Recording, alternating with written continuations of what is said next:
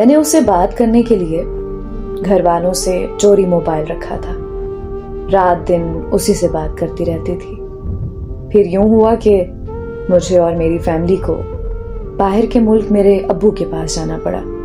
وہاں جا کر بھی میرا رابطہ اس سے ختم نہیں ہوا اور میں دن رات مسلسل اسی سے بات کرتی رہتی تھی. اور پھر ایک دن میرے گھر والوں کو پتہ چل گیا.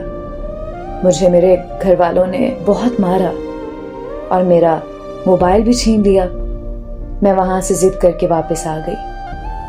میں واپس پہنچتے ہی رات کو اس سے ملنے چلی گئی. میری ساری فیملی کو پتہ چل گیا. میں نے اس کی بہت منتیں کی کہ مجھے گھر نہیں جانا، وہ لوگ مجھے بہت ماریں گے اور شاید مجھے جان سے بھی مار دیں. اس نے کہا تم گھر جا کر ہماری شادی کی بات کرو. میں جب گھر گئی تو میرے گھر والوں نے میری کوئی بات نہیں سنی، بس مجھے بہت دیر تک مارتے رہے. اتنی زیادہ مار کھانے اور اتنی زیادہ پابندیاں لگانے کے باوجود بھی میں اس سے بات کرتی رہی، اس سے ملتی رہی اور گھر والوں سے بار بار ماریں کھاتی رہی. ایسے ہی ہمارے رشتے کو 7 سال گزر چکے تھے.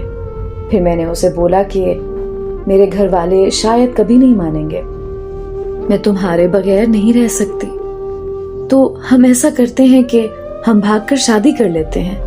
پھر اس نے مجھے کہا کہ ہم نے جہاں اتنا انتظار کیا وہاں تھوڑا اور انتظار کر لیتے ہیں، یہاں تک کہ ساری زندگی بھی تمہارا انتظار کر سکتا ہوں. پھر ایک دن وہ مجھے کال کر کے کہتا ہے کہ میری منگنی ہو گئی ہے، ہو سکے تو مجھے بھول جاؤ. بس اتنا کہہ کر اس نے کال بند کر دی.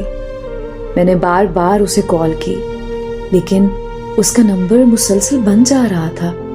میں بہت زیادہ پاگل ہو چکی تھی.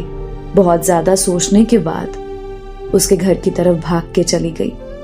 اس کے گھر جا کر اس کی بہت زیادہ منتیں کی، بہت ترلے کیے، بہت واسطے دے ڈالے، یہاں تک کہ میں اس کے پاؤں پڑ گئی اور اسے یہ کہا کہ پلیز مجھے مت چھوڑو، میں نہیں رہ سکتی تمہارے بنا، میں تمہارے بغیر مر جاؤں گی، میں تمہارے بغیر زندگی کا تصور بھی نہیں کر سکتی.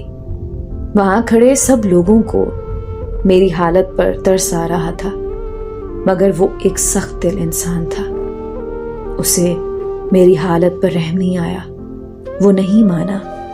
اور جب میں وہاں سے نکلی تو ایک زندہ لاش بن کر نکلی. اب سال ہونے کو ہے اس کی جدائی میں.